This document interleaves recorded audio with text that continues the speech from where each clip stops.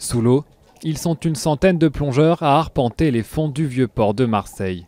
Objectif, grand nettoyage, dans des conditions loin d'être idéales. On a une visibilité qui est très faible, à savoir au fond de l'eau, dès que les choses se remuent un petit peu, elle peut devenir nulle jusqu'à 30-50 cm maximum. Ensuite, il y a quand même tout un enchevêtrement des différents déchets.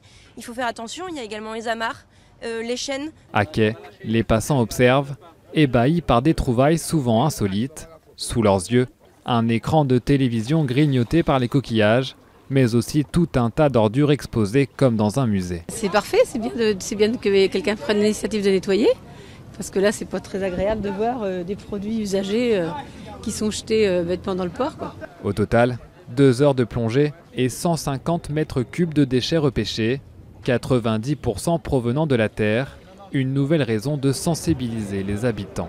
La meilleure façon de nettoyer, c'est évidemment de ne pas salir. Et c'est à terre, à la fois dans toute la ville, sur les quais et dans le port qu'on ne doit pas balancer ses ordures.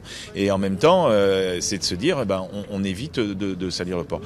À l'origine de cette initiative, la Fédération des sociétés nautiques des Bouches-du-Rhône. Malgré la bonne volonté des 500 bénévoles, impossible de tout remonter à la surface.